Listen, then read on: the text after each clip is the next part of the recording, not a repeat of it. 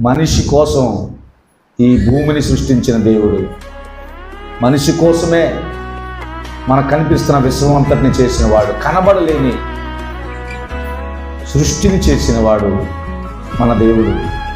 అందుకే చెప్తున్నాడు, మీరు బాధపడొద్దు, మీరు భయపడొద్దు, దుఃఖపడొద్దు, ఏడవద్దు.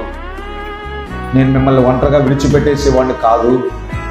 మీరు ఎక్కడ ఉంటే అక్కడ మీతో నేను ఉంటాను. ఎంతకాలం ఉంటే అంతకాలం మీతో నేను ఉంటాను. మీరు ఏ స్థితిలో ఉన్నా నేను మీతో ఉంటాను అని చెప్తున్నాడు. మనుషులతో నివాసం ఉండే దేవుడు. పిల్లరా, ఆ దేవుడికి హెచ్చు తగ్గులు లేవు. డబ్బులో కానీ, కులంలో కానీ, చదువులో కానీ, మేడలో కానీ, తెలివితేటలో కానీ హెచ్చు తగ్గులు లేవు. అందరి కోసం ఈ సృష్టిని చేశాడు.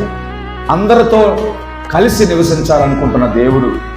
వీళ్ళలో ప్రభువుకే మాత్రం భేదం చూపించే ఆలోచన లేదని అర్థం చేసుకోండి.